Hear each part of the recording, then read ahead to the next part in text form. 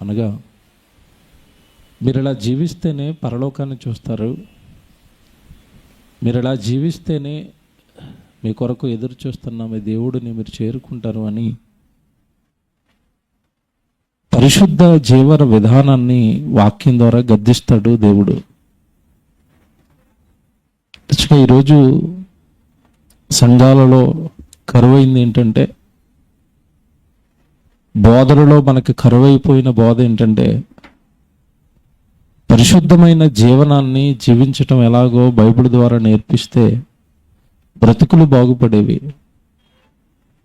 కానీ ఈరోజు దేవుని పేరట ప్రతి చోట జరుగుతున్న బోధ ఆశీర్వాదం తప్ప, దేవుడు మిమ్మల్ని దీవిస్తాడు అని చెప్తున్నారు తప్ప, పరిశుద్ధంగా జీవించకపోతే, పరిశుద్ధత భూమి మీద ఉండగా మీ బ్రతుకులో కనబడకపోతే నరకానికి జారిపోతారు అన్న బోధ వినబడదు, ఎక్కడ వినబడదు.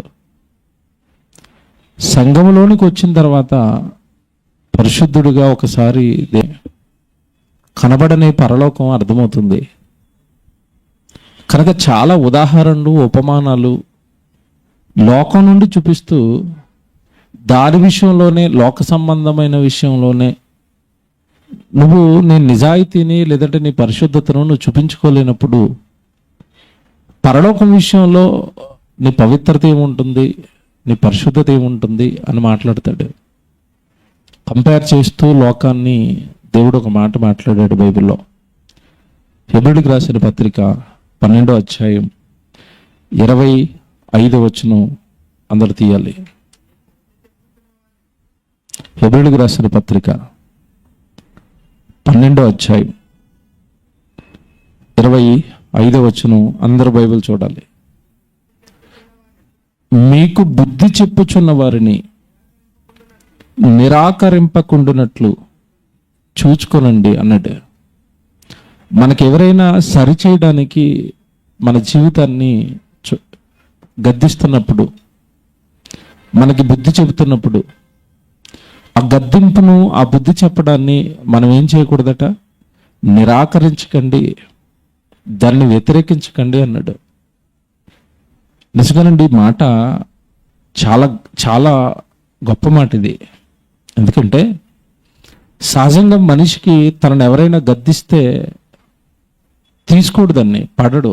నన్నే గద్దిస్తావా అంటాడు. అవతల వ్యక్తి ఎంత పెద్దోడైనా, ఎంత మంచివాడైనా తిరస్కరిస్తాడు తప్ప లోబడడండి. గద్దింపుకు లోబడడు. మనిషి తత్వం అది. ఇది బైబిల్లో మీకు ప్రారంభం నుంచి కనబడుతుంది. ప్రారంభం నుంచి మనుషుల్లో కనబడిన ఒక భయంకరమైన గుణం ఇది. లోబడకపోవటం, బుద్ధి చెప్తున్నప్పుడు నిరాకరించటం, తిరగబడటం మనిషికి ఉన్న గుణం ఇది. బైబిల్లో ఒక ఆయన్ని జ్ఞాపకం చేస్తాను. కయ్యను, హేబేలును చంపిన తర్వాత దేవుడు వచ్చి కయ్యంతో మాట్లాడతాడు. కయ్యను, నీ తమ్ముడైన హేబేలు ఎక్కడున్నాడు అని అడిగేసరికి కయ్యను ఏమన్నాడో చెప్పాలి. మీకు తెలుసా డైలాగ్? ఏమన్నాడు?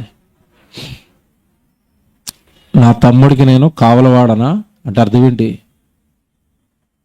నన్ను ఏమైనా కాపలా పెట్టావా నువ్వు వాడి చుట్టూ తిరగమని?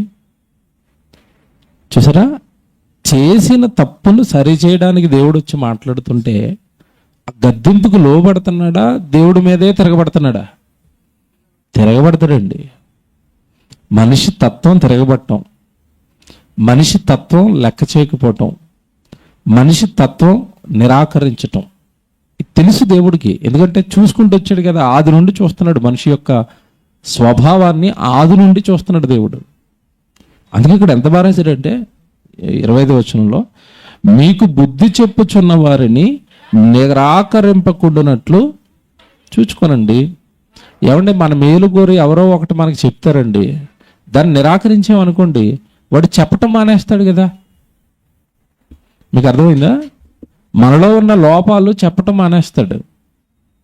మనలో ఉన్న ఏమంటే పాపాల గురించి చెప్పటం మానేస్తాడు. ఇంకొకటి, మనిషికున్న ఒక మేజర్ ప్రాబ్లం, అది అందరికీ ఉంటుంది. మనిషికున్న మేజర్ ప్రాబ్లం ఏంటంటే, పౌలు గారు చెప్పారు ఈ విషయాన్ని, నా యందు నాకు ఏ దోషము కానరాదు అంటాడు పౌలు గారు. తెలుసు కదా మీకు ఈ మాట? నా యందు నాకు ఏ దోషము కానరాదు. అంటే అర్థం ఏంటో తెలుసా? నేనెప్పుడు నా గురించి ఎలా ఆలోచిస్తానంటే నేను మంచోడినే, నేను గొప్పవాడినే, నా దోషాలు నాకు కనపడవట, మీ దోషాలు మీకు కనపడవు, మీ లోపాలు మీకు కనపడవు, మీ పాపాలు మీకు కనపడవు. మీరు ఎలా జీవిస్తున్నారో, మీలో ఉన్న ఆ లోపాలు ఏంటో మీకు తెలీదు. ఆ లోపాల గురించి దేవుడు మనతో చెప్పాలి. కొన్ని సందర్భాల్లో దేవుడు మనల్ని సరిచేయడానికి కొన్ని సందర్భాల ద్వారా మనల్ని హెచ్చరిస్తాడు. సందర్భానుసారంగా బోధ చేస్తాడు. కొన్ని మన కళ్ళ ముందు చూపిస్తూ బోధ చేస్తాడు దేవుడు. ఒకటి, ఆయన మెథడ్స్ ఇలా ఉంటాయి. ఈ విషయాన్ని బట్టి నువ్వు నేర్చుకోవాల్సిన సంగతి ఒకటని కళ్ళ ముందు కొన్ని సన్నివేశాలు, సందర్భాల ద్వారా మనకు బుద్ధి చెప్పడానికి ప్రయత్నం చేస్తాడు. రెండోది, వాక్యం ద్వారా బుద్ధి చెప్పడానికి ట్రై చేస్తాడు. ప్రసంగాల ద్వారా బుద్ధి చెప్పడానికి ట్రై చేస్తాడు. ప్రసంగాల ద్వారా మనలో ఉన్న లోపాలు మనకు ఎత్తి చూపుతూ ఉంటాడు, రెండో మెథడ్. మూడోది, మనం బైబిల్ చదువుకుంటున్నప్పుడు మనకు చెప్తాడు. మన బైబిల్ చదువుతున్నప్పుడు నిజమే, ఇది నా కోసమే దేవుడు రాయించాడు, నన్ను మార్చుకోమనే దేవుడు ఇక్కడ రాశాడు అని మనం పర్సనల్గా బైబిల్ చదువుకున్నప్పుడు దేవుడు మనల్ని హెచ్చరిస్తాడు. దేవుడు మనల్ని ఏమంటే నిజంగా మనలో ఉన్న లోపాలు బయట పెడుతూ ఉంటాడు.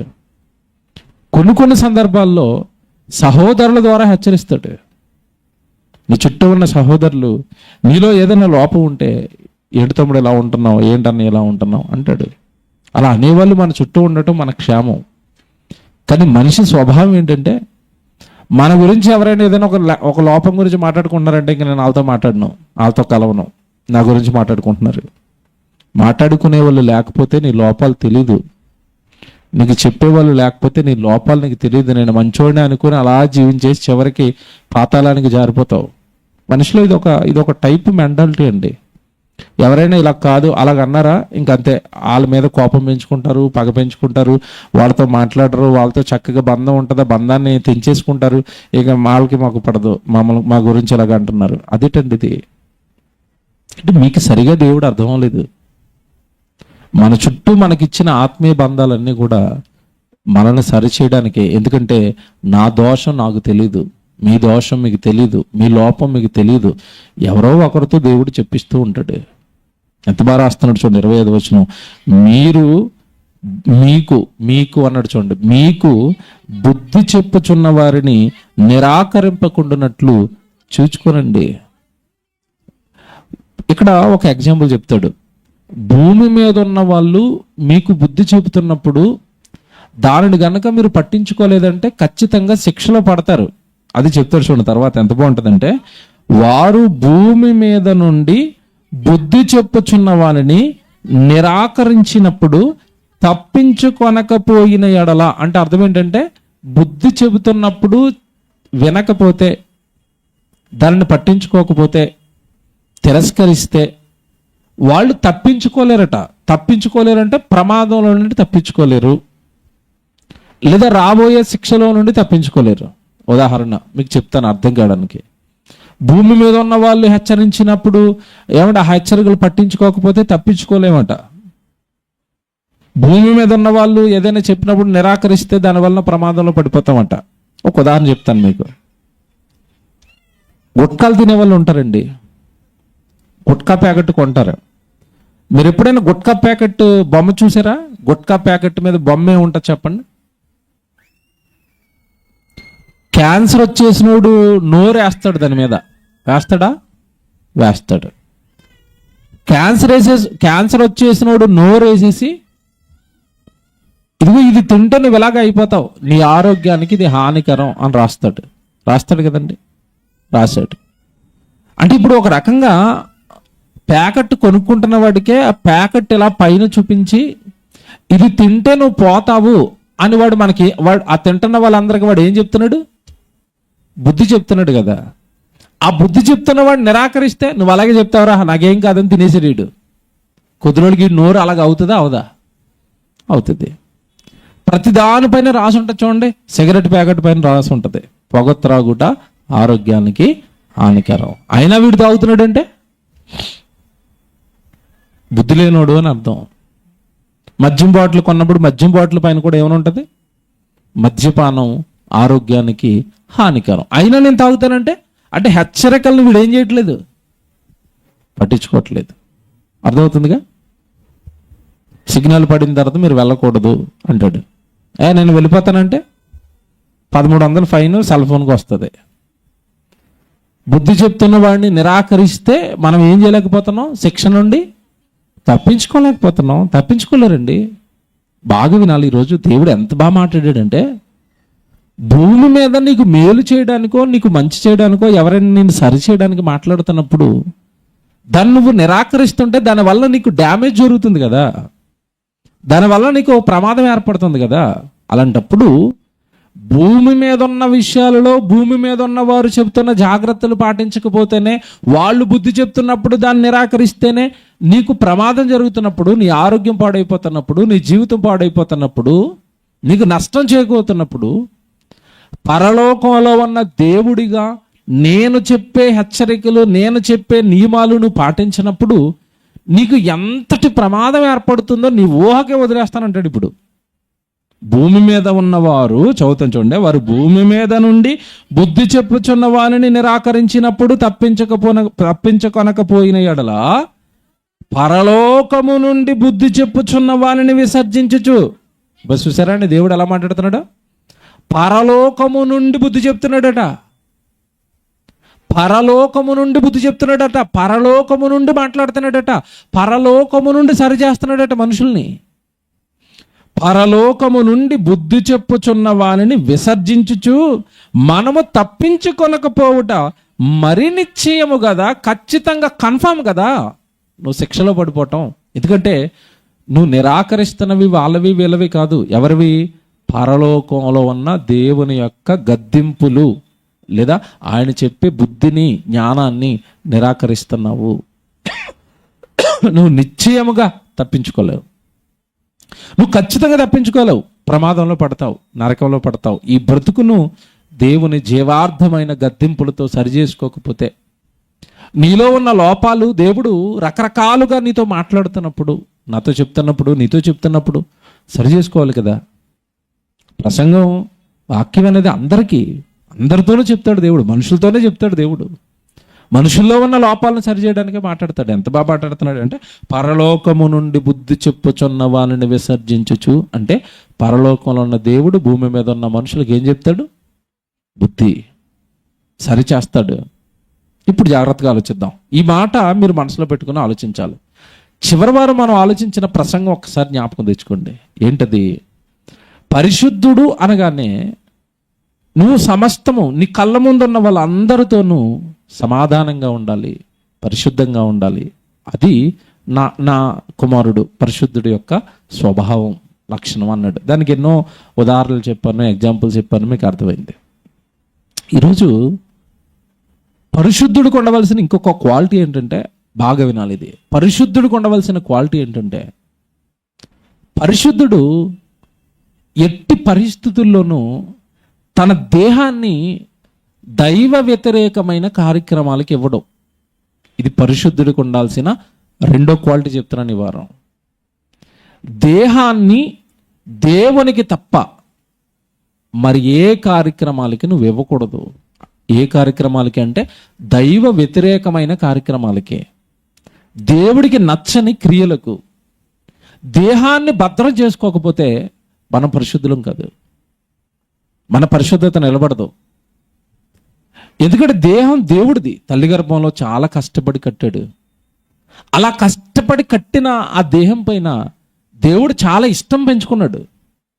ఎవడు ఎప్పుడు కూడా ఎంత కష్టపడతామో అంత ఇష్టపడతామండి దాన్ని. అవునా కాదే చెప్పండి? ఇల్లు కట్టుకునేటప్పుడు ఈజీగా అయిపోద్దా? కష్టాలు ఉంటాయి చెప్పండి. కష్టాలు ఉంటాయి. ఇప్పుడు బాగా కష్టపడి కట్టారు కనుక ఆ ఇల్లు అంటే బాగా మనకేముంటుంది? ఇష్టం.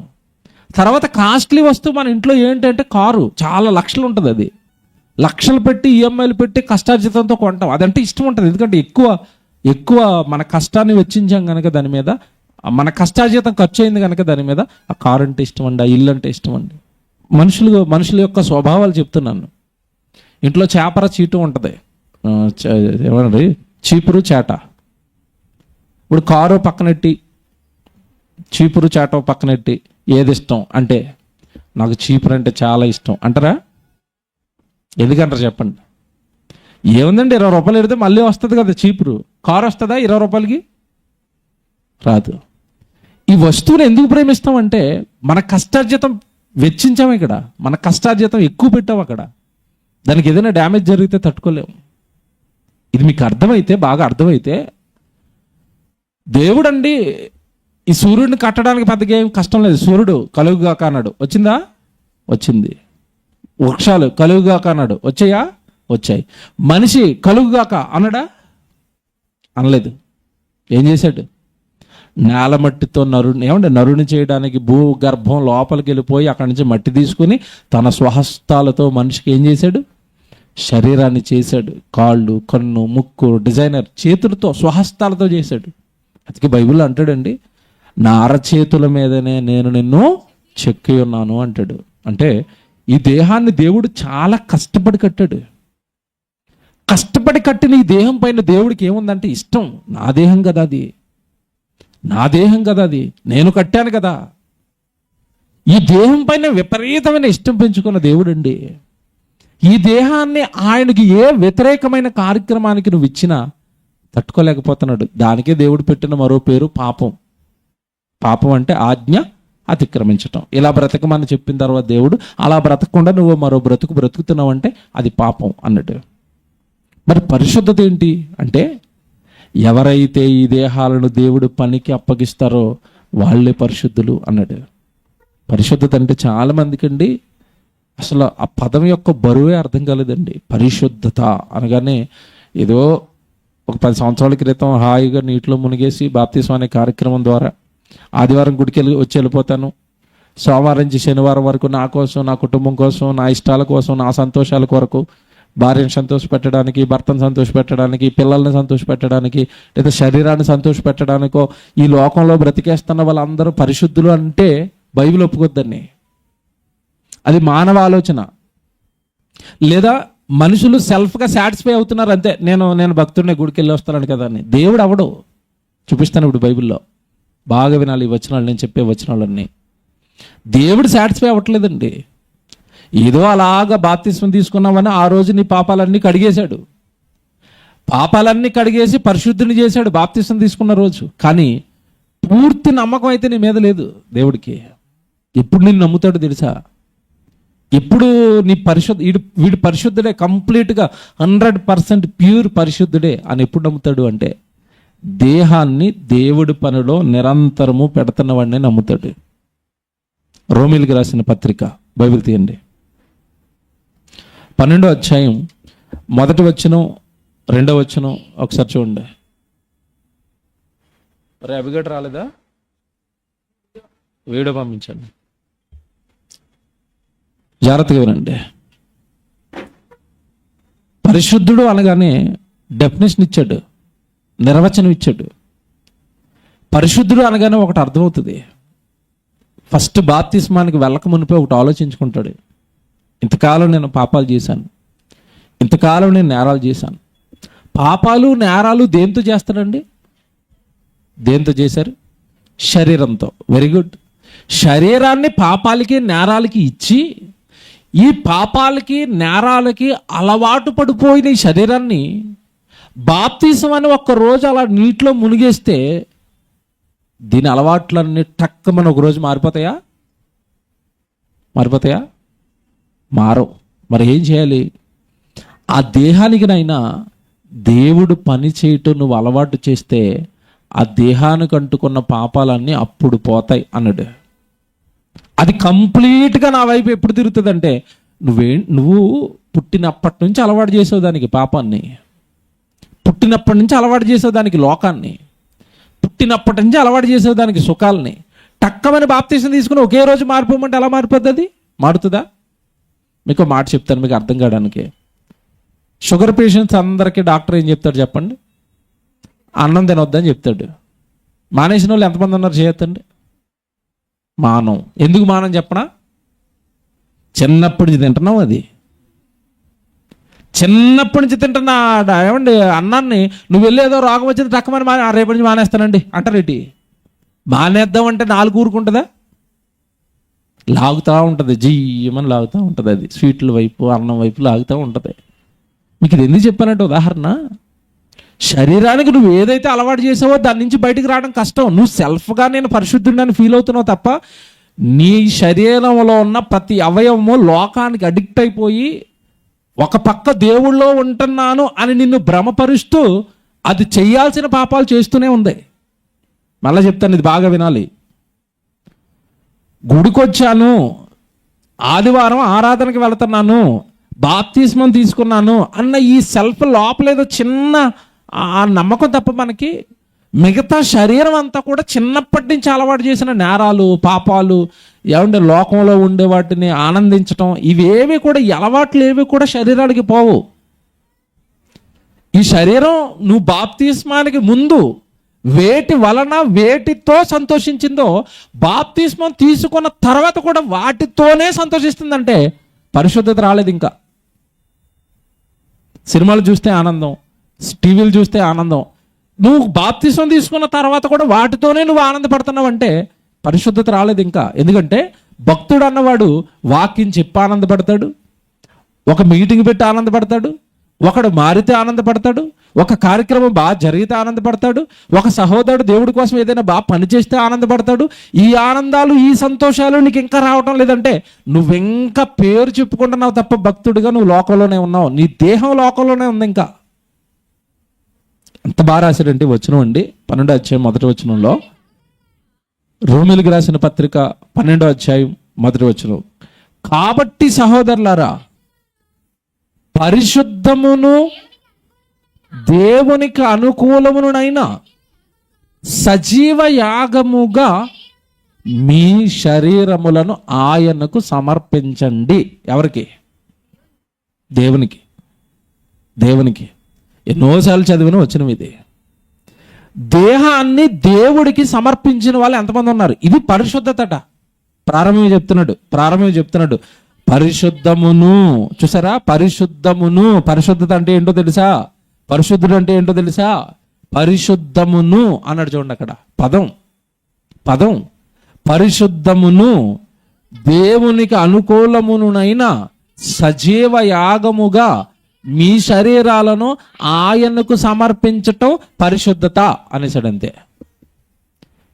పరిశుద్ధుడు శరీరాన్ని సమర్పిస్తాడు. పరిశుద్ధుడు దేహాన్ని, శరీరాన్ని దేవునికి సమర్పిస్తాడు. ఎందుకంటే ఆ దేహం అంటే ఆయనకి ఇష్టమని పరిశుద్ధుడికి తెలుస్తుంది. నీకు ఇంకా తెలియటం లేదంటే దేవుడు అర్థం కాలేదు. దేహాన్ని ఇస్తే దేవుడు ఆనందపడతాడు అన్న సంగతి నీకు అర్థం కాలేదు అంటే నేను పరిశుద్ధుడిని అని చెప్పుకునే అర్హత మనకు లేదు. ఎందుకంటే అపోస్తులు 12 మంది యేసుక్రీస్తుల వారు పరిచయం కాకమునుపు వాళ్ళు ఎక్కడున్నారో మీకు తెలియదు కదా. ఎక్కడున్నారు? వాళ్ళంతా లోకంలో ఉన్నారు, చేపలు పట్టుకుంటూ ఉన్నారు, జాలర్లుగా ఉన్నాడు. వాళ్ళ దగ్గరికి వెళ్ళాడు యేసుప్రభు. ఏమన్నాడు చెప్పండి? డైలాగ్ ఏంటి? నన్ను వెంబడించండి, చేపలు పట్టుకునే మిమ్మల్ని మనుష్యులను పట్టుకునే జాలర్లుగా చేస్తాను. చేశాడా? అంటే లోకములో నుంచి తన వైపు మళ్ళించి తన సువార్తలో, తన వాక్యంలో, తన పనిలో, తన ప్రసంగాలలో, తన కొరకు బ్రతకటంలో వాళ్ళ దేహాలన్నీ ఇటు పట్టుకొచ్చాడు.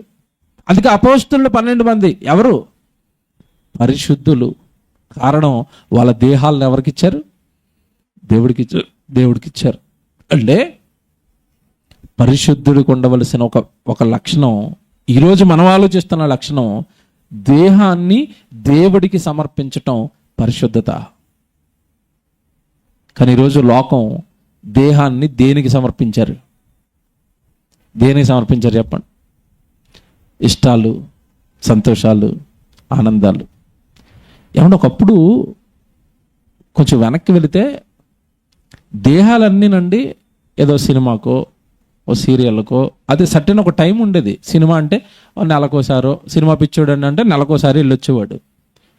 సీరియల్ పిచ్చోళ్ళు అంటే అది వారంలో ఒకరోజు వచ్చేది ఒకప్పుడు సీరియల్. ఇప్పుడు డైలీ సీరియల్ స్టార్ట్ అయ్యి నాకు తెలిసి కొన్ని సంవత్సరాలు డైలీ సీరియల్ ఉండేవి కదా. ఒకప్పుడు వారానికి ఒకసారి వచ్చేది ఆ సీరియల్. ఆ వారంలో ఒక రోజు ఆ సీరియల్ కోసం ఎదురు చూసేవాడు. ఇప్పుడు డైలీ సీరియల్ వచ్చినాయి కాబట్టి డైలీ సీరియల్ అయినా రోజంతా చూడడం, సాయంత్రం 7:30 8 గంటలకు వీళ్ళ ఫేవరెట్ సీరియల్ వస్తుంది, అక్కడ కూర్చుంటారు.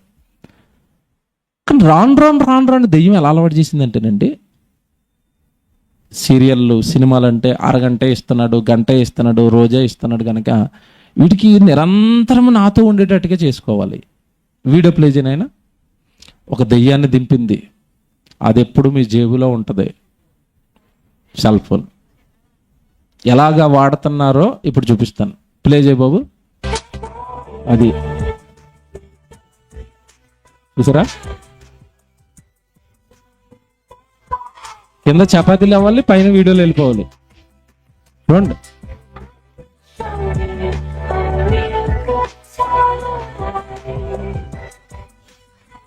ఇదండి జీవితం.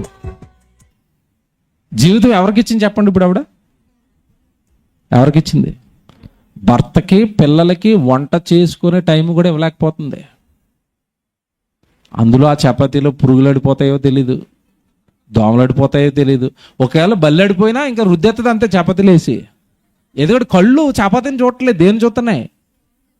ఫోన్ చూస్తున్నాయి. ఈలో బల్లడిపోతే రుద్దెత్తది అంతే కర్రేసి, ఆ తిన్నోడు చచ్చిపోలా. ఇదండి సింపుల్ కూడా చూపించాను మీకు. సెల్ ఫోన్కి బానిస ఒకడయ్యాడు, సినిమాలకు ఒకడు బానిస, త్రాగుడికి బానిస, సిగరెట్లకు బానిస, గుట్కాలకు బానిస, సంపాదనకు బానిస, సుఖానికి బానిస, నిద్రలకు బానిస, తిండికి బానిస. ఎవడిని ఎలా పడితే అలా బానిసలను చేసిందండి. పరిశుద్ధుడు అంటేనట వాటన్నిటిని జయించి వాటన్నిటిని తప్పించుకున్నట సజీవ యాగంగా, అంటే దానిలో సత్తు ఉన్నప్పుడు, ఆ శరీరంలో బలం ఉన్నప్పుడు, ఆ శరీరంలో దేవుడి కొరకు బ్రతకగలిగిన సామర్థ్యం ఉన్నప్పుడు, ఆ దేహాన్ని ఎవరైతే దేవుడికి సమర్పిస్తారో వాళ్ళు పరిశుద్ధులట. ఏమన్నా మాట్లాడుతాను, మీరు బాగా తీవ్రంగా ఆలోచించాలి. ఇది ఈ మధ్యకాలంలో మనకి ఏ రోగం వచ్చి డాక్టర్ దగ్గరికి వెళ్ళినా డాక్టర్ మందులు రాస్తున్నాడు. ఈ టాబ్లెట్ వేసుకోండి, టాబ్లెట్ వేసుకోండి, రోజు ఒకటి వేసుకోవాలా, రోజుకి 2 సార్లు వేసుకోవాలని చెప్తాడు. ఎంత ఎంజీ వేసుకోవాలని అన్నీ చెప్తాడు. మీరు గమనించండి, హాస్పిటల్కి వెళ్తున్న వాళ్ళు అందరికీ తెలుసు, డాక్టర్ చివరిలో చెప్తున్న మాట ఏంటో తెలుసండి? మందులు ఇచ్చేసిన తర్వాత మీ లైఫ్ స్టైల్ మార్చుకోవాలంటున్నాడు. వింటున్నారా లేదా? ఈ మాట అంటున్నాడా లేదా డాక్టర్? ఏమంటున్నాడు? లైఫ్ స్టైల్ చేంజ్ చేసుకోండి, అంటే బ్రతికే విధానం మార్చుకోండి. ఎందుకంటే ఒకప్పుడు మనం తింటున్న తిండికి మనం చేస్తున్న పనికి మ్యాచ్ అయ్యి మనకు రోగాలు వచ్చేవి కాదు. ఒకప్పుడు బట్టలు ఉతుక్కునేవారు, ఇప్పుడు ఏం ఉతుకుతుంది? మిషన్ ఉతుకుతుంది. ఒకప్పుడు పప్పు రుబ్బుకునేవారు, ఇప్పుడు ఏం రుబ్బుతుంది? మిక్సీ రుబ్బుతుంది. ఏమంటే సామాన్లు కడుక్కునేవారు, ఇప్పుడు సామాన్లు కడుక్కోవడానికి మిషన్ వచ్చింది. చపాతీలు చేయడానికి మిషన్ వచ్చింది. ఎంత లేజీగా తయారు చేసింది లోకాన్ని ఏమంటే టెక్నాలజీ. అంటే ఒకప్పుడు టీవీ మార్చుకోవాలంటే టీవీ దగ్గరికి వెళ్ళి ఇలా బట్టలు ఇచ్చేవాడు నొక్కుకోవాలి. ఇప్పుడు చేతిలో ఏముంటుంది? రిమోట్ ఉంటుంది. అంటే టీవీ దగ్గరికి వెళ్ళాల్సే పని కూడా కుర్చీలోంచి లేగనివ్వట్లేదు మనిషినండి. కనీసం ఒకప్పుడు ఫ్యాన్లు కట్టుకోవడానికో లైట్లు కట్టుకోవడానికి లేచి వెళ్ళేవాడు. ఇప్పుడు ఏ ఫ్యాన్లు వచ్చినాయో తెలుసా? రిమోట్ ఫ్యాన్లు వచ్చినాయి. ఈ కుర్చీలో కూర్చుకునే ఆపుతాడు దాన్ని, లెగిసే పని కూడా లేదు. పోనీ అన్నీ సుఖంగా జరిగిపోయినా కూరగాయలు కొనడానికి మార్కెట్కి వెళ్ళాల్సి వచ్చేది. ఒకప్పుడు సరుకులు తెచ్చుకోవడానికి వెళ్ళాల్సి వచ్చేది. ఇప్పుడు చెప్పండి పరిస్థితి ఏంటో? అంతే, ఇంట్లో కూర్చొని కొత్తిమీర అంటాడు అంతే. ఆడు 10 నిమిషాల కిందకు వచ్చి, సార్ వచ్చాను కొత్తిమీర అట్టుకుని. నువ్వు రాకు, నేను వస్తాను. ఎందుకంటే నువ్వు వస్తే క్యాలరీలు అరిగిపోతాయి, నువ్వు వస్తే శరీరానికి కొంచెం ఎక్సర్సైజ్ అయిపోద్ది, మంచి ఆరోగ్యంగా ఉంటావు కనుక నువ్వు ఇంట్లో రోగిష్టోడు అయిపో, నేను తిరుగుతాను రోడ్డు మీద. మీరు ఆలోచించండి, అసలు మనిషి శరీరానికి ఎప్పుడైతే శ్రమ అనేది లేదో రాను రోగాల పుట్టగా మారింది. ఒకప్పుడు మండు టెండలో ఉండేవారు, ఇప్పుడు ఫ్యాన్ లేకపోయినా ఏసీ లేకపోయినా మనిషి ఉండలేడు. నేను గ్రామాల్లోకి వెళ్తుంటే గ్రామాల్లో అందరి ఇంట్లోనే ఏసీయే, చల్లగా ఉండాలి కదా అన్నయ్య. సుఖాలు, ఆనందాలు, సంతోషాలకి ఈ శరీరం అడిక్ట్ అయిపోయిందండి. ఇప్పుడు ఎన్నిటికీ అడిక్ట్ అయిపోయిన ఈ శరీరం, నువ్వు దేవుడి కోసం శ్రమ పడాలి, దేవుడి కోసం బాధలు పడాలి, స్టెఫన్లాగా రాళ్ళతో కొట్టించుకోవాలంటే ముందుకు వస్తుందా చెప్పండి? వస్తుందా? యాకోబులా తల ఇవ్వాలి, ఏమంటే అపోస్తలు తిరిగినట్టుగా సువార్తకు తిరగాలి, పౌలు గారు చేసినట్టుగా ప్రయాణాలు చేయాలి అంటే ఈ దేహం ముందుకు ఎక్కడ వస్తుంది? ఎందుకంటే ఈ దేహానికి ఏం అలవాటు చేశాడు? సుఖాలు పరంగా రోగాలు వచ్చినాయి. అందుకే డాక్టర్ ఏమన్నాడు తెలుసా? నీ రోగాలు పోవాలంటే ముందు అర్జెంటుగా పొద్దున్న లేచి నడాలి నువ్వు అంటున్నాడు. వాకింగ్ చేయి, లేదా జిమ్కి వెళ్ళు, వ్యాయామం చెయ్యి, ధ్యానం చెయ్యి, యోగాలు చెయ్యి. ఎందుకు చెప్తున్నారు ఇవన్నీ? నీ జీవన విధానాన్ని మారిస్తే తప్ప నీ రోగాలు పోవు అన్నప్పుడు బాగా వినాలి. నీ శరీరానికి అంటిన రోగాలు పోవాలంటే నీ జీవితం నీ బ్రతుకు విధానం మారాలి, అప్పుడే రోగాలు పోతాయి అన్నప్పుడు మనకి జీవితానికి లేదు శరీరానికి అంటిన పాపాలు పోవాలంటే బాగా ఆలోచించాలి. శరీరం చేస్తున్న పాపాలు శరీరం చేయకుండా పాపాన్ని శరీరం మానేయాలి అంటే కొత్త జీవన విధానాన్ని, దేవుడు చెప్పిన జీవన విధానాన్ని నువ్వు దానికి అలవాటు చేయాలి. ప్రతిరోజు బైబిల్ క్లాస్కి వెళ్దాం పదా, ప్రతిరోజు బైబిల్ చదువుదాం పదా, ప్రతిరోజు సువార్తకి వెళ్దాం పదా. దేహాన్ని ఏమైనా దేవుడి దగ్గరికి తీసుకొస్తున్నావా? ప్రతిరోజు దాన్ని ఏమైనా శ్రమ పెడుతున్నావా?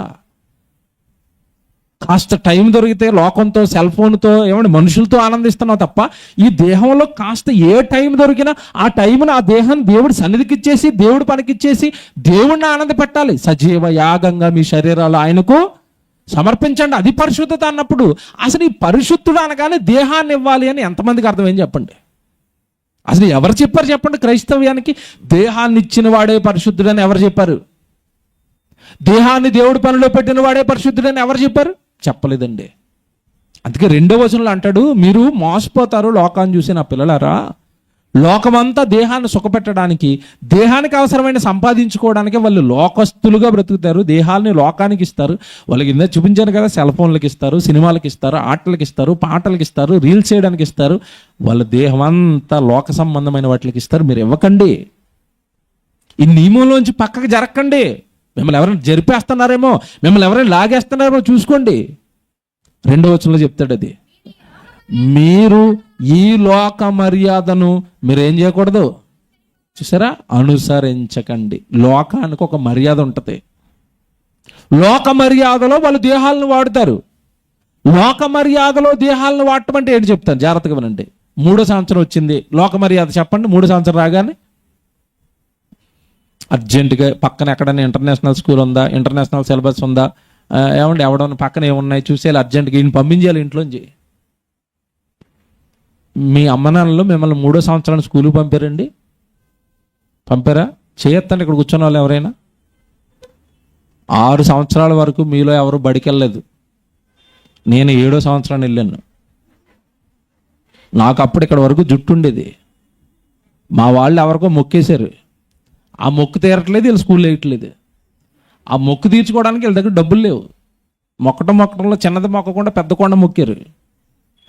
అక్కడికి వెళ్ళడానికి వీళ్ళకి ఫైనాన్షియల్ స్టేటస్ సరిపోవట్లేదు. ఇదేమి ఇలా పెరుక్కుంటే ఇక్కడ వరకు వచ్చింది. ఈ జడతో స్కూల్కి వెళ్ళమంటే నేను వెళ్ళను, జడ దించే స్కూల్ అంటాను నేను. అలాగా వాళ్ళకి జడ దించడానికి 7 సంవత్సరాలు పట్టింది. 7వ సంవత్సరం 1వ తరగతి వేస్తే ఎలాగుంటుంది చెప్పండి? అసలే హైటు. ఈడేట్రా ఇప్పుడు వచ్చి ఎక్కడ కూర్చున్నాడు చిన్నబళ్ళు అనేవారు. ఇంకా షేమ్కి తట్టుకోలేకండి నేను ఇంటికి వచ్చండి, ఆడు ఏం చెప్తే అది రాసేసివ్వండి, ఏం చెప్తే అది రాసేసివ్వండి అండి. వెళ్ళిపోయి నాకు వచ్చేసింది అని రాసేస్తాడు. తట్టుకోలేక 1 నుంచి 3 వేసాడు.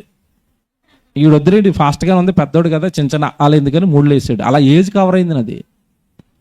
ఇప్పుడు పసిగుడ్డండి, అడిగా మాటలు సరిగా రావండి. వెనకాల ఇంత బ్యాగ్, చేతికి ఒక క్యారేజు, మొయ్యలేని షూలు, ఆ లోపల ఇరిటేషన్ వచ్చేసే సాక్షు, మెడలో టై. అసలు ఏంటండి ఆ పసి హృదయానికి? చిన్న నెక్కర వేసుకుని ఇంట్లో తిరగలాడు 6వ సంవత్సరం వరకు. ఓ డైరీ వేసుకుని ఒంటి మీద ఇన్ని బిగించి యంత్రాన్ని పంపిస్తున్నట్టుగా అలాగా, వెళ్ళిపో బాబు, నువ్వు వెళ్ళిపో, నువ్వు చదువుకోవాలి, ఉద్యోగాలు వచ్చేయాలి, సంపాదించుకోవాలి, లోకాన్ని గొప్పడుగా కనపడాలి. దేవుడు ఏమైపోయినా పర్వాలేదు. 3వ సంవత్సరం రాగానే బడి, మొత్తం మీద అష్ట కష్టాలు పడి చదువుకున్నాడు. చదువు అయిపోయిన తర్వాత చెప్పండి పెళ్ళి అయిపోయిన తర్వాత పిల్లలు అంటే మనవాళ్ళు వచ్చేసారు. ఇప్పుడు ఈ మనవాడిని వేసుకుని తిరుగుతాడు మళ్ళీ ఎక్కడికే, మళ్ళీ స్కూలే. ఇంక ఈ జీవితం అంతా స్కూలే. మళ్ళీ వీడిని స్కూల్కి వేయటం, ఈలోపు ఈ ఫోటోకి దండాడిపోద్ది, అయిపోయింది జీవితం. ఇంతకు మించి లోకం ఏం చేస్తుందో నాకు చెప్పండి ఎక్స్ట్రాగా. ఇది లోక మర్యాద. ఇంతకు మించి లోకం ఏం చేస్తుందో, ఏం బ్రతుకుతున్నారో నాకు చెప్పండి. ఏమండి మీరు, నేను చెప్పింది మూలాలు చెప్పాను. ఒకడు ఉద్యోగం చేస్తూ ఉంటాడు, ఒకడు వ్యాపారం చేస్తూ ఉంటాడు, ఒకడు యూట్యూబ్లో తిరుగుతాడు, ఒకడేమో ప్రయాణం. చేయనివ్వండి, అందరూ దేనికోసం బతుకుతున్నారు చెప్పండి? శరీరాన్ని పెంచి పోషించుకోవటమే జీవితం. దానికోసమే దాసోహం, దానికోసమే త్యాగాలు, దానికోసమే నిద్రలేని రాత్రులు, దానికోసమే ఈ శరీరంలో ఉన్న సత్తువంతా ఖర్చు పెడుతున్నారు తప్ప దేహము యొక్క సత్తువ, దేహము యొక్క బలం, దేహము యొక్క ఆలోచనలు దేవుడికి ఇచ్చేవాళ్ళు ఎంతమంది ఉన్నారు చెప్పండి. నిజంగా దేహాలను దాచుకోవాలి, దేహాన్ని దేవుడికి ఇవ్వాలి. నిన్నండి పాట పాడించానండి, మన పాట లాస్ట్ వీక్ చెప్పాను మీకు, రెండో పాట వస్తుందని. యేసు ప్రభు చేసిన శిలువ యాగాన్ని పాట కింద రాసాం. ఆయన ఆ శిలువ యాగాన్ని అపవిత్రపరిస్తే ఎంత పెయిన్ ఫీల్ అవుతాడు, ఎంత బాధపడతాడు యేసు ప్రభు అని రాసాం. దానికి మంచి సింగర్ కావాలి, భావాలు చెప్పగలగాలి, ఆ పెయిన్ చెప్పగలగాలి గాత్రం ద్వారా. వెతక్క ఒక ఆయన దొరికాడు, ఒప్పుకున్నాడు, చాలా బాగా పాడాడు. నేను రికార్డింగ్ అయిపోయింది. ఎలా పాడాడు అంటే యేసుప్రభు ఎంత బాధపడుతున్నాడో తన గాత్రంలో చూపించాడు. దేవుడు మహాకృప అతను మనకి పాడటం. విషయం ఏంటంటేనండి, పాట పాడేశాడు, ఏం మాట్లాడినా ఎక్కువ మాట్లాడట్లేదండి, సింపుల్గా ఆన్సర్ ఇస్తున్నాడు అంతే. మన 10 మాట్లాడితే ఒకటి మాట్లాడుతున్నాడు. ఎందుకు ఇలా మాట్లాడుతున్నాడు అని ఆలోచిస్తే, ఈ పాటలు పాడే వాళ్ళందరూ వాళ్ళ బ్రతుకు తెరువు ఏంటి చెప్పండి. ఇప్పుడు బ్రతుకు తెరువు ఏంటి? గొంతు. అది ఎక్కువ మాట్లాడితే అరిగిపోద్దట, అందుకని మాట్లాడ్డట. పాట ఇలా పాడాలని అంటే ఇలాగ అంటున్నాడు, మాట్లాడితే గొంతు అరిగిపోద్దట. అంటే గొంతును అమ్ముకోవడానికి వాడు ఎంత భద్రంగా దాచుకున్నాడండి. అమ్ముకోవడమే కదండి. వచ్చాడు అలాగా 40 నిమిషాలు మన పాట పాడాడు, 50,000 అట్టుకుని వెళ్ళిపోయాడు. గొంతును దాచుకుంటున్నారు అమ్ముకోవడానికి. ఇప్పుడు దేహాన్ని పరిశుద్ధమైంది అన్నాడు. నీ దేహం ఎంత పవిత్రమైందంటే నీ మొత్తం యేసుక్రీస్తుల వారి రక్తం పెట్టి నీ పాపాలన్నీ కడిగేసిన దేహం నీది, తన రక్తం ఇచ్చి కొన్న దేహం నీది. అలాంటి నీ దేహాన్ని ఎంత భద్రపరచాలి దేవుడి కోసం, ఎంత దాయాలి దాన్ని. దానిలో ఉన్న సత్తువ, దాంట్లో ఉన్న బలం, దాంట్లో ఉన్న దేవుడు నీకు పెట్టిన తలాంతును ఎంత భద్రంగా దాచి దేవుడికి వాడాలండి. వాడాలి కదండి దేవుడి కోసం. గాత్రం, కళ్ళు, చేతులు, కాళ్ళు, దేహంలో ఉన్న ప్రతి అవయవం పరిశుద్ధంగా నాకు సమర్పించండి అన్నప్పుడు నేను పాపానికి ఇవ్వనండి. ఏమైనా తాగితే గొంతు పోతుందేమో, ఏమైనా తింటే శరీరం పోతుందేమో, ఎక్కువగా అలసట అయిపోతే నా శరీరంలో ఉన్నవన్నీ అరిగిపోయి దేవుడికి ఉపయోగించలేనేమో. ఎవరండి దేహాన్ని ఎవరండి దాచుకుంటారు? దేహాన్ని దాచుకుంటున్న వాళ్ళేరి అందరూ దేహాలు ఎలాగైతే లోకానికి ఉపయోగపడుతున్నాయో, పరిశుద్ధుడిగా పిలువబడుతున్న క్రైస్తవుడి దేహాలు కూడా లోకానికే దాసోహం అయిపోయాయి. అందుకే 2వ వచనంలో అంటున్నాడు, మీరు ఏ లోక మర్యాదను ఏం చేయకూడదు, అనుసరించకూడదు. దేహాన్ని అంతా వాళ్ళు ఇష్టాలు ఖర్చు పెడుతున్నారు, సంతోషాలు ఖర్చు పెడుతున్నారు, ఆనందాలు ఖర్చు పెడుతున్నారు, తిండి ఖర్చు పెడుతున్నారు, సుఖాలు ఖర్చు పెడుతున్నారు, సంపాదించడానికి ఖర్చు పెడుతున్నారు. నీ దేహం నాది కదయ్యా, తల్లి గర్భంలో కష్టపడి ఇష్టంతో కట్టుకున్నాను కదా, దాన్ని ఎలా పాడు చేసేస్తావు లోకానికి? లోక మర్యాదల్లో దేహాన్ని ఎలా ఇస్తావు అని కింద చెప్తూ అంటాడు. ఆ కింద, మీరు ఈ లోక మర్యాదను అనుసరింపక ఉత్తమము. ఏది ఉత్తమం? లోక మర్యాదల్లో దేహం ఉండటం ఉత్తమమా? బాబు లేటెస్ట్ ఫోటో కోట శ్రీనివాసరావు గారు అని ఒక ఫోటో రిలీజ్ అయింది, కుట్టినట్లో నాకు ఆ ఫోటో తీయి. కోట శ్రీనివాసరావు గారు ఫోటో చూసారండి లేటెస్ట్గా? చూడలేదా బాబు? గూగుల్లో కొట్టు బాబు, వస్తుందా? అదే కోట శ్రీనివాసరావు గారు అంటే ఏంటి తెలుసండి మనకి? ఒకప్పుడు భయంకరమైన విలన్, కమేడియన్. ఆయననండి పక్కన ఇంకొక ఆయన ఉంటాడండి, బాబు మోహన్ గారు. వాళ్ళిద్దరూ స్క్రీన్ మీద కనపడితే ఇంకా నవ్వులు. అసలు వాళ్ళ దేహాలు ఏంటి, వాళ్ళ అందం ఏంటి, వాళ్ళ డైలాగులు ఏంటి, వాళ్ళ గాత్రాలు ఏంటి. ఇప్పుడు కోటా శ్రీనివాసరావు గారు ఏంటో తెలుసండి, ఎంత దారుణంగా ఆయన పరిస్థితి ఉందంటే, కాలుకు గాయం. అదండి చూడండి, జూమ్ చేయి బాబు, ఈయనొద్దు ఆయన జూమ్ చేయి, ఆ నల్ల షర్ట్ ఆయన్ని. మీరు అసలు గుర్తుపడుతున్నారండి అతన్ని? అది ప్రజెంట్ కోటా శ్రీనివాసరావు గారి పరిస్థితి. కాలుకి ఏలు తీశారు, నెమ్మదిగా పుండు పైకి పాగుతుంది. కొద్ది రోజుల్లో ఈయన మనం చూడకపోవచ్చు, చనిపోతారండి. ఎందుకంటే దేహాలు పాడైపోయినాయి. దేహాలు ఆ సినిమాలకి ఇచ్చి సినిమాలు అనుకుంటూ బతికేశారు. ఏమంటే ఇప్పుడు ఆయన ప్రజెంట్ సిచ్యువేషన్ ఏంటో తెలుసండి, ఆయన బాగా ఇష్టపడే వాళ్ళు అందరూ బాధపడిపోతున్నారండి. ఏం బాధపడుతున్నారంటే, ఆయన చుట్టూ ఆయన చూసుకోవడానికి కూడా ఎవరు లేరట ఇప్పుడు కదండి. కొడుకు చచ్చిపోయాడు, కోడలు ఎక్కడ చూస్తుంది? కొడుకు చచ్చిపోతే కోడలు ఎప్పుడో దుకాణం సర్దుకుని వెళ్ళిపోయింది. మనవాళ్ళు వాళ్ళ యంగ్స్టర్స్ ముసలాయిన దగ్గర ఎక్కడ ఉంటారు? నాన్న వాళ్ళు లేకుండా ఒంటరిగా ఉండండి. ఈ సినిమా వాళ్ళు వెళ్ళండి, వాళ్ళు వీళ్ళు పలకరించి వస్తున్నారండి. బిక్కు బిక్కుమంటూ ఒక్కడు జీవితాన్ని గడుపుతున్నాడండి. నేను అడుగుతున్నది ఏంటంటే, ఫ్యాన్స్ అన్నారు, ఫాలోయింగ్ అన్నారు, కోట్ల రూపాయలు ఆస్తి అన్నారు, చివరికి బతికేమో ముష్టి బతికి అయిపోయింది. ఎవడో లేని బతికి అయిపోయింది. లోకంలో బ్రతికిన ప్రతి వాడి పరిస్థితి ఇదేనండి. లోకం కొరకు దేహాలు ఇచ్చిన ప్రతి వాడి పరిస్థితి ఇదే.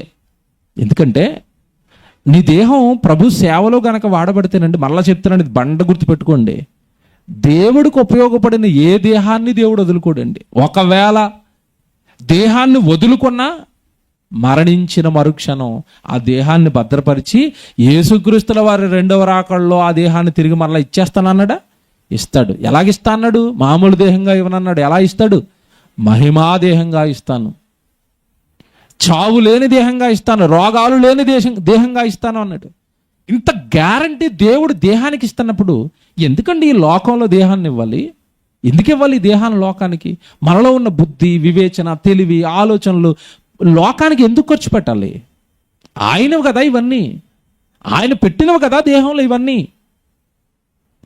ఎవడు చాలామంది అండి దేహాన్ని లోకానికి ఇవ్వటం మీద ఉన్నంత ఆసక్తి దేహాలను దేవుడి పనిలో పెట్టడం మీద లేదు.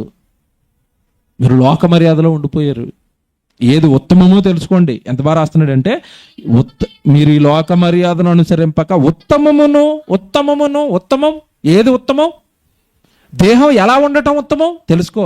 ఉత్తమమును అనుకూలమును సంపూర్ణమునయ్యున్న దేవుని చిత్తమేదో పరీక్షించి తెలుసుకోవాలి. దేవుని ఇష్టమేంటో పరీక్షించు. దేహం ఎలా వాడబడితే దేవునికి ఇష్టమో పరీక్షించు. అది క్రైస్తవ్యం, అది పరిశుద్ధుడి లక్షణం. నా దేహం ఎలా ఉపయోగపడుతుంది, నా దేహం దేనికి ఖర్చు అయిపోతుంది, పరిశుద్ధుల లక్షణం. ఉత్తమమైనది ఏంటో తెలుసుకొని మీ మనస్సులో మారి, ఏమన్నా మాట్లాడుతాను, పైన ఏమని ప్రారంభించాడు? 12వ వచనం, పైన 12వ వచనంలో స్టార్టింగ్, 12వ అధ్యాయం స్టార్టింగ్లో ఏమనుంది? కాబట్టి సహోదరులారంటే, సహోదరులు అంటే బాప్తిసం తీసుకోనోడా? పత్రిక ఎవరికి రాశాడు? సంఘానికి కదా, క్రైస్తవులకు కదా. వాళ్ళకి పత్రిక రాసి కింద చివరిలోకి వెళ్ళేసరికి మళ్ళీ ఏమంటున్నాడు?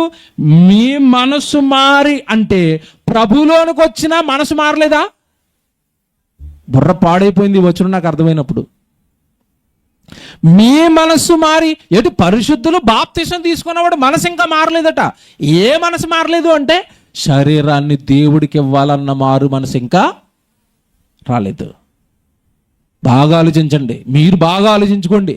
బాప్తిస్మం తీసుకున్నాడు, ప్రభును స్వరక్షకుడిగా అంగీకరించాడు, బైబిల్ పట్టుకున్నాడు, సంఘానికి వస్తాడు, గుడికి వస్తాడు, కానీ మనసు మారలేదు. మనసు మారటం అంటే పైన చెప్తున్నాడు ఉత్తమము, అనుకూలము. ఈ శరీరాన్ని దేవుడికి ఇవ్వటం ఉత్తమం, అనుకూలం. ఈ మనస్సు ఇంకా రాలేదట. శరీరాన్ని దేవుడికి ఇవ్వాలన్న మారు మనసు రాలేదట. కొంతమందికి ఏమో వచ్చిపోతా ఉంటుంది మధ్యలోంచి, ఎందుకంటే ఆడు గేలం వేస్తాడు కదా. కొంతమందికి వస్తుంది దేహం ఇవ్వాలి, దేవుడి పనిలో ఉండాలని వస్తుంది. ఈలోపాడేదో గేలం వేస్తాడు. ఇస్కరియోతు యోధాగాడికి వేసినట్టు 30 వెండి నాణాల్లో డబ్బునో. కొంతమందికి అమ్మాయిని ఎరేస్తాడు. సంసోనికి ఏం ఎరేసి లాగేశాడు? అమ్మాయి పోయిందంతే, పోతుందంతే భక్తి జీవితం. అంటే మనస్సు మార్చుకోండి సహోదరుల. క్రైస్తవులు అయితే క్రైస్తవులుగా పిలువబడితే సరిపోదు, గుడికి వెళ్తే సరిపోదు. మీ మనస్సు మారాలి. ఎలా మారాలి అంటే, నా దేహము దేవుడి పనికి ఉపయోగపడుతుందా లేదా? దేహాన్ని ఇవ్వనప్పుడు పరిశుద్ధులు కాదు. మీ మనస్సు మారి నూతన మగుట వలన రూపాంతరం పొందండి. మీరు ఇంకా పొందలేదు రూపాంతరం, మీరు ఇంకా మారలేదు కంప్లీట్గా. మీకు పరిశుద్ధత అంటే ఏంటో కంప్లీట్గా అర్థం కాలేదు. ఆదివారం గుడికెళ్ళి వస్తాను, సోమవారం నుంచి శనివారం వరకు లోక సంబంధమైనవన్నీ శరీరంతో చేస్తాను, నేను పరిశుద్ధుడిని అంటే నాట్ యాక్సెప్టబుల్. దేవుడు అంగీకరించడు. మరలా చెప్తాను, దేవుడు అంగీకరించడు ఆ దేహాలను. పరిశుద్ధత అంటే కనీసం అర్థం కాలేదు. దేహాన్ని ఇవ్వటం పరిశుద్ధత అని అర్థం కాలేదు. ఎలా తీసుకుంటాడు దేహాన్ని? ఎలా లేపుతాడు యేసుక్రీస్తుల రెండో రాకడలో ఆ దేహాన్ని? నీ నోరు ఉపయోగపడిందా? నీ కళ్ళు ఉపయోగపడ్డాయా? నీ చెవులు ఉపయోగపడ్డాయా? నీ దేహంలో ఉన్న ఏ అవయవాలు నా పనిని ఘనంగా చేశాయి? ఏముంది ఆ దేహంలో నా కార్యక్రమాలు? దేవుడు బాధ అంతా ఒకటే. ఇది మీకు ఎలా అర్థమవుతుందో కానీ నాకు అర్థమైంది. ఎలా అర్థమైందంటే, దేహం నుండి వచ్చే ఫలాలు ఉన్నాయండి, దేహ ఫలాలు అంటారు. అవి నోరు మాట్లాడుతుంది, కళ్ళు చూస్తుంది. చాలామంది ఆలోచనలు ఉంటాయండి వాళ్ళ గురించి, వాళ్ళ కుటుంబం గురించి, లేదంటే వాళ్ళ పిల్లల గురించి, లేదంటే ఫైనాన్షియల్ మ్యాటర్లో వాళ్ళ ఆలోచనలు ఉంటాయి. చాలా అడ్వాన్స్డ్గా ఆలోచిస్తారండి. మరి అవే ఆలోచనలు దేవుడి గురించి ఆలోచించలేవా? అంటే ఆలోచన శక్తిని, ఆలోచన ఫలాన్ని దేవుడికి ఇవ్వలేవా? గాత్రాలు బాగుంటాయి చాలామందివి, ఆ గాత్ర ఫలాన్ని దేవుడికి ఇవ్వా?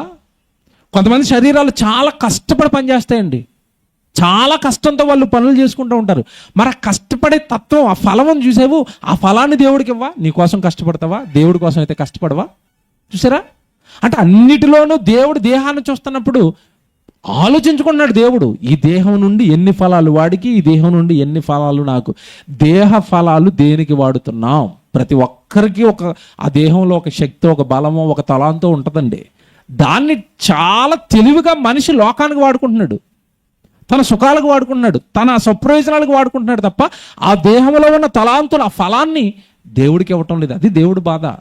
ఇంకొకటి ఏంటంటే, ఆ దేహంలో దేవుడికి ఉపయోగపడే ఆ తలాంతు ఏదైతే ఉందో, లోకంలో ఉన్న పాపాలకి ఈ దేహాన్ని అలవాటు చేయటం వలన ఆ తలాంతును అది ఆల్రెడీ మర్చిపోయింది, చచ్చిపోయింది.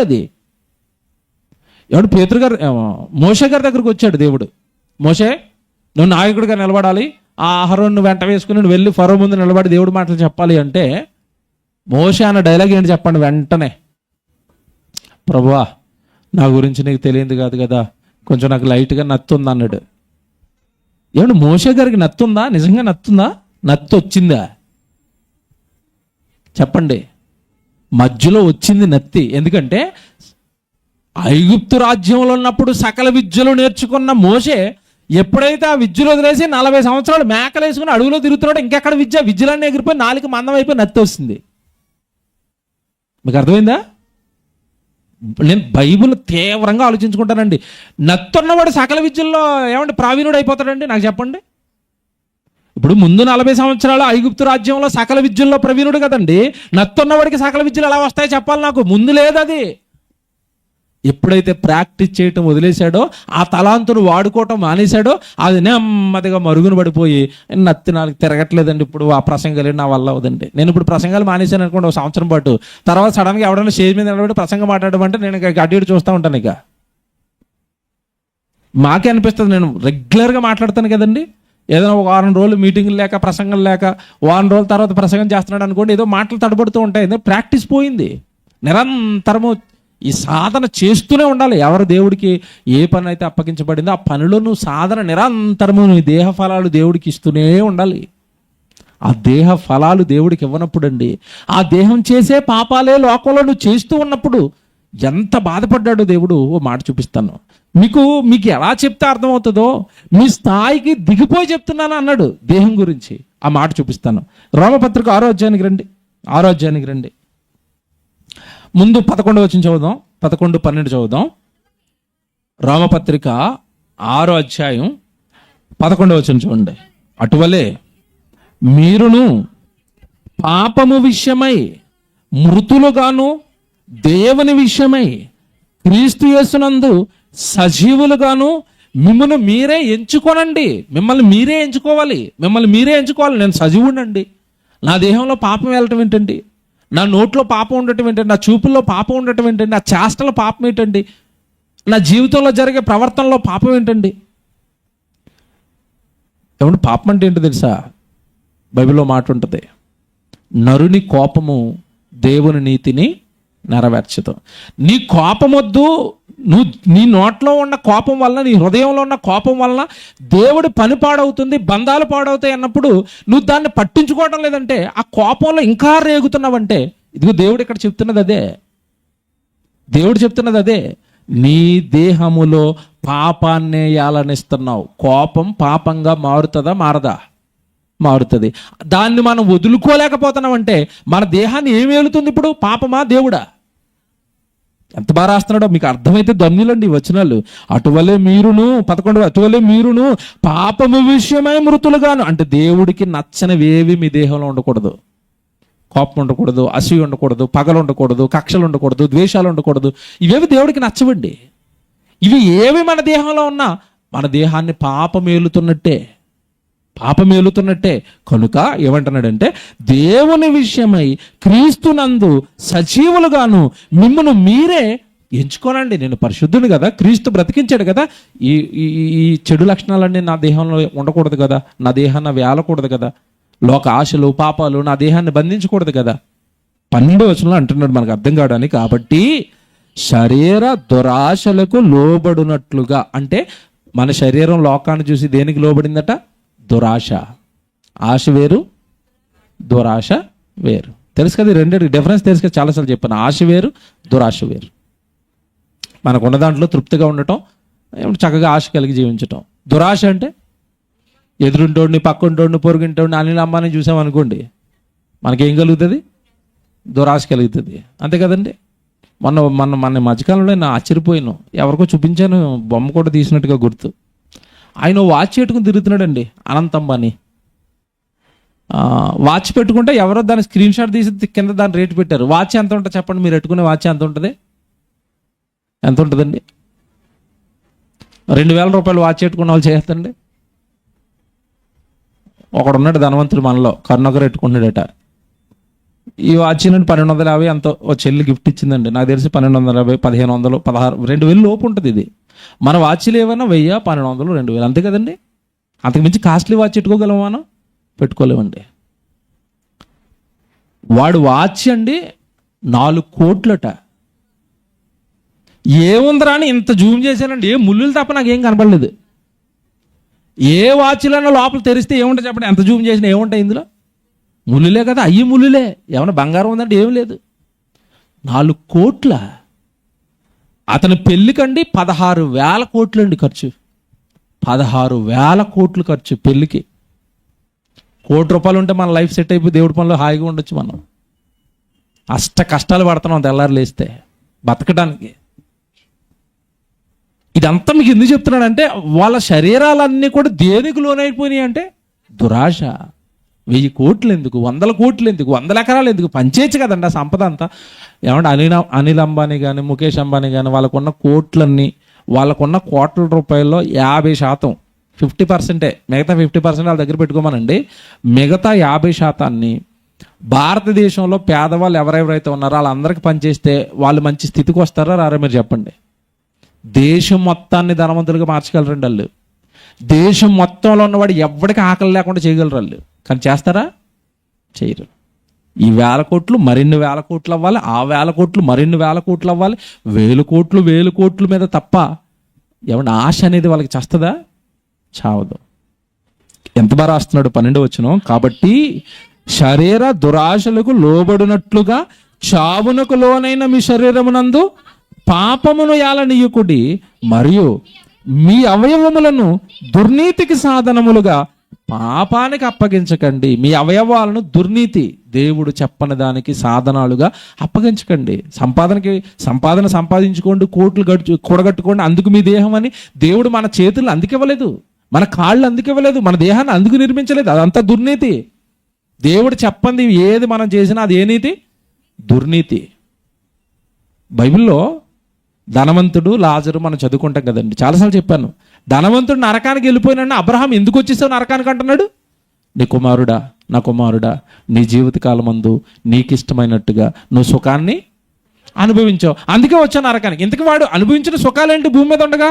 ధనవంతుడు తిన్నాడు, త్రాగాడు, సుఖించాడు. సుఖించడంలో అలాగేలా కాదు, ప్రతిదినము బహుగాట. అదేటో ఆడే మనసు అర్థం అవ్వలేదండి. ప్రతిదినం పార్టీలాడికి, ప్రతిదినము విందులే. చిరాకు రాలేదనమాట విందుల మీద, వినోదాల మీద. అడిగి చచ్చే వరకు చిరాకు రాలేదండి అడిగి. చచ్చిపోయిన తర్వాత కాలిపోతే నేను ఎక్కడికి ఎందుకు వచ్చానంటే అయిపోయింది నీ జీవితం అన్నట్టు. ఎవడో మాట అడుగుతానండి, భూమి మీద ఎన్ని మాటలు చెప్పినా మనిషి మారడండి. మారతాడా? దేవుడు దేవుడిని అంటే ప్రసంగం వరకు బాగుంటుందండి, వినడానికి బాగుంటుంది. లేకపోతే తెల్లవారు లేవంగానే ఎక్కడ దేహం, ఎక్కడ దేవుడు, ఎక్కడ బ్యాగు, ఎక్కడ బస్సు, ఎక్కడ బండి, ఎక్కడ ప్రయాణం, ఎక్కడ మనుషులు. అంతే కదండి. మనం ఈ సన్నిధిలో నుంచి బయటికి వెళ్ళిపోయామంటే ఈ మాటలు హృదయంలో నుంచి బయటికి వెళ్ళిపోతాయి. మీకు మాట చెప్తాను, మీరు బాగా ఆలోచించండి. ఇది మనమన్నా కాస్త కోస్తో భక్తిగా ఆదివారం గుడికి వచ్చానా కూర్చుంటున్నాం. ఈరోజు లోకంలో ఉన్నవాడికి అసలు దేవుడు ఉన్నాడు చచ్చిపోయిన తర్వాత ఈ దేహానికి సంబంధించిన లెక్కలు అడుగుతాడు అంటే నమ్ముతాడండి? నమ్మడండి. మీకు ప్రశ్న అడుగుతాడండి, మీరు తీవ్రంగా ఆలోచించండి. ఈ నమ్మనోళ్ళందరికీ చచ్చిపోయిన వెంటనే దేవుడు తెలుస్తాడా తెలియడా? తెలుస్తాడా? ఎలా తెలుస్తాడు చెప్పండి? మీకు ఏం అర్థమైంది? ఇంతకాలం బైబిల్ అంటున్నారు కదా, వాళ్ళకి దేవుడు ఉన్నాడని ఎలా తెలుస్తుంది చచ్చిపోయిన వెంటనే? మీరు చెప్పండి, మీరు ఆలోచించండి, ఎలా తెలుస్తుంది? చచ్చిపోయిన వెంటనే దేవుడు నమ్మని ప్రతివాడు ఎక్కడికి వెళ్తాడు? పాతాళానికి వెళ్తాడు. పాతాళానికి వెళ్ళిపోయాడంటే దేవుడు తెలిసిపోతాడా? తెలిసిపోతాడు. ఎలా తెలుస్తాడు తెలుసా? ఆల్రెడీ ఒకడు పడిపోయాడు అందులో, ధనవంతుడు పడిపోయినప్పుడు కేకలే కానీ అబ్రహాం గారు కనపడ్డారు. అబ్రహాం గారు చెప్పారు, బాబు దేవుడు అని ఒక ఆయన ఉన్నాడు, ఆయనే జీవితం ఇచ్చాడు, ఆయనే బ్రతికిచ్చాడు, కానీ నువ్వు భూమి మీద ఉండగా, శరీరంతో ఉండగా తినడానికి త్రాగడానికి బ్రతికావు, దేవుడి కోసం బ్రతకలేదు. దేవుడి కోసం నీ దేహం నుంచి వచ్చిన కష్టార్జితంతో ఏమైనా దేవుడు పనులు చేయటం కానీ, దేవుడి కోసం బ్రతకటం కానీ నీ జీవితంలో ఎక్కడ దేవుడు కనపడలేదు, అందుకే చచ్చిన నరకానికి ఇక్కడికి వచ్చావు అన్నాడు. అంటే ఆడు నరకానికి ఎందుకు వెళ్ళిపోయాడు వాడికి తెలిసిందా? తెలిసింది. ఇప్పుడు ఆడు కాలుతున్నాడు అక్కడ, సుమారు 3500 సంవత్సరాల నుంచి ఏకదాటిగా ఫ్రై అవుతూనే ఉన్నాడు. ఇప్పుడు లేటెస్ట్గా రేపు ఒకడు చచ్చిపోయాడు, ఆడు ఎక్కడికి వెళ్తాడు చెప్పండి? ఆడెక్కడికి వెళ్తాడు? వీడి పక్కకి వెళ్తాడు. వీడు పక్కకి వెళ్ళి కాలిపోగానే వీడి కోసం ఇప్పుడు మళ్ళీ అబ్రహాం గారు వస్తారా? నా కుమారుడా అనుకుంటూ వస్తాడా? ఆయనకి పని లేదేటి, పరదేశంలో రెస్ట్లో ఉన్నారు. ఇప్పుడు వీడికి ఎలా తెలుస్తుంది? వీడు కాలిపోగానే, అగ్గిలోకి వెళ్ళిపోగానే అటు ఇటు చూస్తే పక్కన ఏడుతున్నాడు ఒకడు ఉంటాడు. ఆడి దగ్గరికి వెళ్ళి ఎటు బాబు ఇక్కడ ఉన్నాం మనం అంటే అప్పుడు ఆడు చెప్తాడు స్టోరీ. ఆడికి ఎవడు చెప్పాడంటే ధనవంతుడు చెప్పాడు. ఇప్పుడు పాతాళంలో కాలుతున్న వాళ్ళందరికీ దేవుడు ఉన్నాడని, దేవుని నమ్మకే అక్కడికి వచ్చామని పాతాళం మొత్తానికి తెలుసా తెలీదా? తెలుసు. బైబిల్లో మీరు ఒకటి ఆలోచిస్తే యెషయా గ్రంథంలో ఉంటుంది, ప్రేతలు పడిన వెంటనే ప్రేతలు వస్తున్న వాడిని చూసి ఏం చేస్తున్నాయట? రేగుతున్నాయి. చూస్తారా? పాతాళానికి వెళ్ళిపోయామా, ఎంతటి భయంకరంగా ఉంటుందో రాసిరండి. 14వ అధ్యాయానికి రండి. యెషయా గ్రంథం 14వ అధ్యాయం వచనం చూడండి, 9. నీవు చూసారా, నీవు భూమి మీద ఉన్నావు కదా, భూమి మీద బ్రతికావు కదా, ఎన్ని వాక్యాలు చెప్పిన ప్రసంగాలు విన్నా మార్చుకోవు కదా, నీవు ప్రవేశించుచుండగానే, అంటే ఎక్కడికి ప్రవేశం? గృహప్రవేశం కాదు ఇది, పాతాళ ప్రవేశం, నరక ప్రవేశం. ఇది గృహప్రవేశం హాయిగా ఉంటుంది, కానీ ఈ పాతాళ ప్రవేశం ఎలా ఉంటుందంటే, నీవు ప్రవేశించుచుండగానే నిన్ను ఎదుర్కొనుటకై కింద పాతాళము నీ విషయమై వాళ్ళు ఎందుకు కలవరపడుతున్నారు? మేమే తట్టుకోలేకపోతున్నాం అంటే మా పక్కకి ఇంకొకటి వస్తున్నాడు. ఇప్పుడు వాళ్ళల్లో ఏం పుడుతుందట? కలవరం. ఏటి నువ్వు దేవుడిని నమ్ముకోలేదా? భూమి మీద ఉండగా నువ్వు దేహాన్ని దేవుడికి ఇవ్వలేదా? నువ్వు లోకం కోసమే బ్రతికేసావా? ఒరే, లోకం కోసం బ్రతికినవన్నీ లోకంలో ఉన్న వాళ్ళందరూ కళ్ళ ముందు వదిలేసి వెళ్ళిపోతున్నారని తెలిసి కూడా దేవుడి కోసం జీవించలేదా? దేవుడి సన్నిధిలో లేవా? నువ్వు మా బోటివాడు అయితివా? నువ్వు మాకులాగే బతికావా భూమి మీద? ఎంత బాగా మాట్లాడతారంటే, అది నిన్ను చూచి ప్రేతలను రేపుచున్నది, భూమి మీద పుట్టిన సమస్త శూరులు, జనుల రాజులు అందరినీ వారి వారి సింహాసనము నుండి లేపుచున్నది, వారందరూ నిన్ను చూచి నీవునో మావలే బలహీనుడి వైతివా. అండర్లైన్ చేయండి. ఏట్రా, అమ్మాయికి బలహీనుడు అయిపోయావా? డబ్బుకు బలహీనుడు అయిపోయావా? లోకంలో ఆశలకు బలహీనుడు అయిపోయావా? దేవుడి కోసం బ్రతకలేదా? అవన్నీ నిన్ను లాగేసాయా? మాకులాగే బలహీనుడు అయ్యావా? మాకులాగే భూమి మీద అన్యాయంగా బ్రతికేసావా? అక్రమాలు చేసుకుంటూ బ్రతికేసావా? పాపాలు చేసుకుంటూ బ్రతికేసా? మారలేదా భూమి మీద? దేవుడు ఎన్ని చెప్పినా మారండి, మార్చుకోడండి మనిషి. క్రైస్తవులు మార్చుకోవడం లేదు. అదే రామపత్రిక 12:1-2, మీ మనస్సులు మారి రూపాంతరము పొందాలి. మీ మనస్సులు మార్చుకోండి అంటే దేహాలను దేవుడికి ఇవ్వాలి, అది పరిశుద్ధుడి స్వభావము.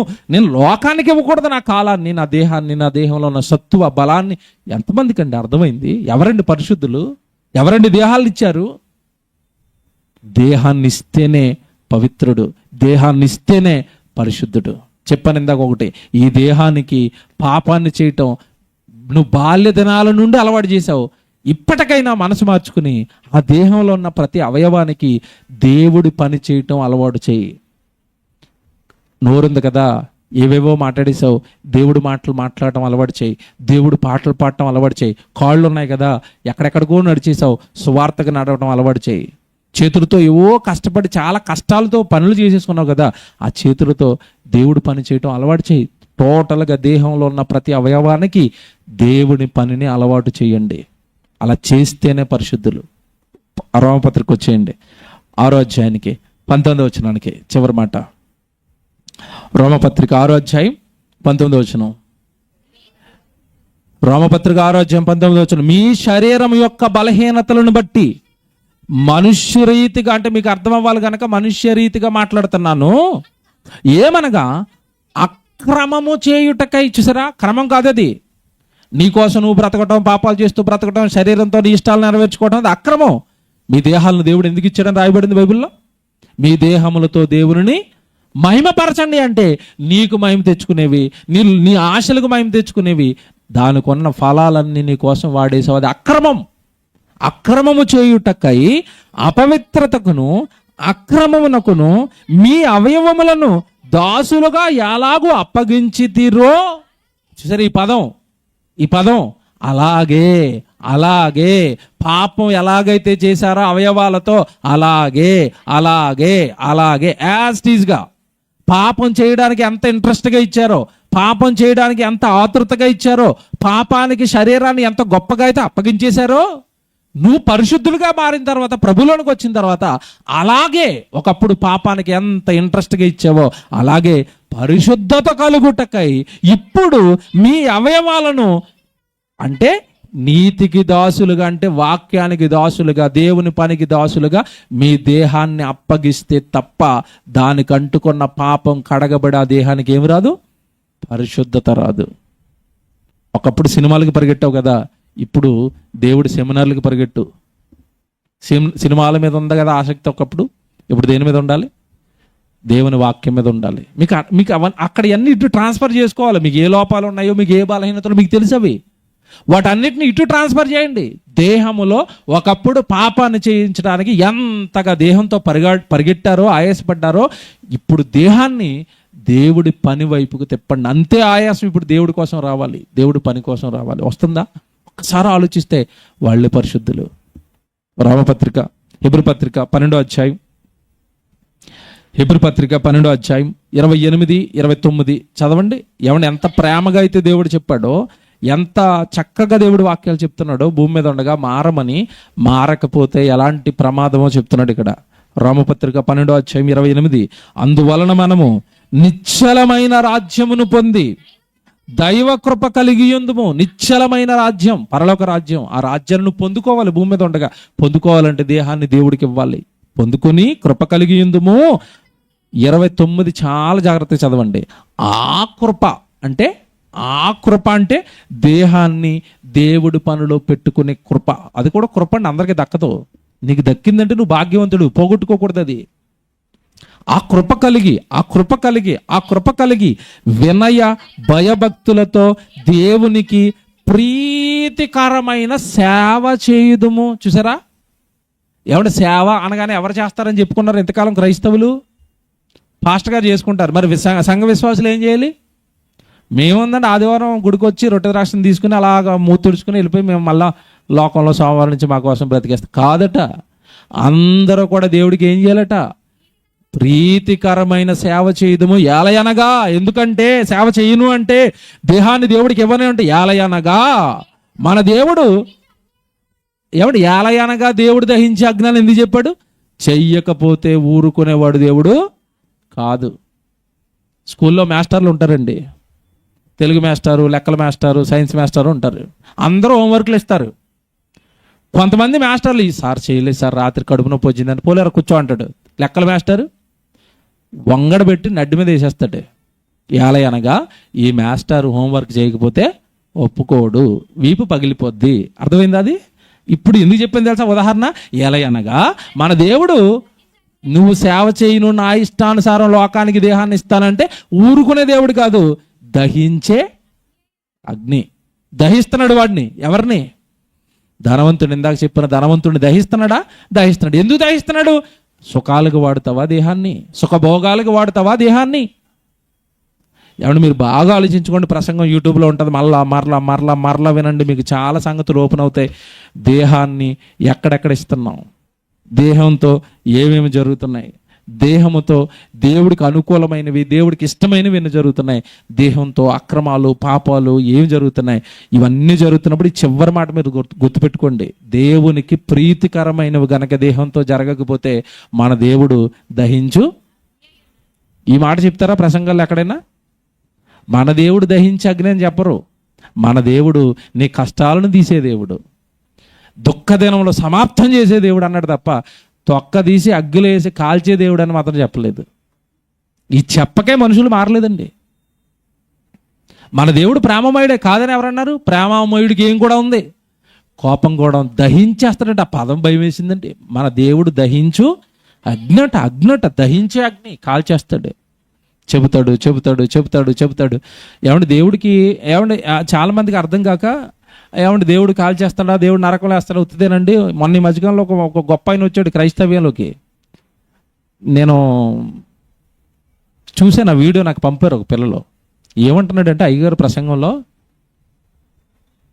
ఒక గొప్ప మహిళ చరిత్ర ఇప్పుడు మీకు చెప్పబోతున్నాను అన్నాడు.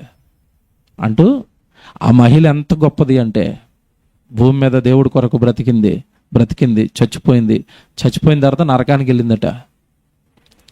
అసలు సింక్ అవ్వట్లేదు. దేవుడి కోసం బ్రతికినవాడు ఎక్కడికి వెళ్ళిందట? నరకానికి వెళ్ళిందట. ఆవిడ నరకానికి ఎందుకు వెళ్ళిందో తెలుసా అన్నాడు. ఆడు ఎక్కువలేపాడు అక్కడ. అలాగా అది ఎందుకో తెలుసా అంటే కింద వాళ్ళందరూ ఏం చెప్తాడో, నేనంటున్నాను ఏం చెప్తాడో అని. నరకంలో సువార్త చెప్పడానికి వెళ్ళింది అన్నాడు. నరకానికి ఎందుకు వెళ్ళిందట? ఇటు నరకంలో సువార్త, అక్కడ నరకంలో సువార్త చెప్పి అనేక ఆత్మలు మార్చేసింది అన్నాడు. మళ్ళీ లేపుతున్నాడు వాడు ఎక్కువ. ఈ బోధలు వింటుంటేనండి అసలు నాకు విపరీతమైన కోపం. బైబిల్లో కనీసం బేసిక్స్ తెలుసారా మీకు? నరకంలో సువార్త ఉంటుందండి. నరకంలో వాక్యం చెప్పిస్తాడండి దేవుడు. ఒకవేళ చెప్పిస్తే అక్కడ వేయటం ఎందుకు? భూమి మీదే సువార్త, భూమి మీదే వాక్యం. వచ్చే వారం చూపిస్తాను అయ్యగారిని. నేను పంపించడం మర్చిపోయిన, ఇప్పుడు పంపితే మళ్ళీ 10 నిమిషాల తర్వాత వేస్తారు. ఎంత దారుణంగా ఉన్నాయంటే బోధలు మనిషికి దేవుడు భయాన్ని లేకుండా చేసాయి. మన దేవుడట దహించు, మారని ప్రతి వాడిని దహించేస్తాడు. ఆప్షన్స్ ఏముండవు ఇక మరణం తర్వాత. ఏ ఆప్షన్ ఉన్నా భూమి మీద ఉండగానే మారే అవకాశం. కనుక పరిశుద్ధుడు అనగానే ఒక స్వభావం చెప్పాను ఈ వారం. పరిశుద్ధుడికి ఉండవలసిన గుణం పోయిన వారం ఏం చెప్పానంటే, పరిశుద్ధుడు అంటే అందరితో సమానంగా ఉండేవాడే పరిశుద్ధుడు, ఫస్ట్ క్వాలిటీ. ఈ వారం చెప్పింది గుర్తుపెట్టుకోండి, పరిశుద్ధుడు అనగానే దేహాన్ని దేవుడి పనికిచ్చేవాడే పరిశుద్ధుడు. వచ్చే వారం పరిశుద్ధుడికి ఉండాల్సిన మరో లక్షణం చెప్తాను.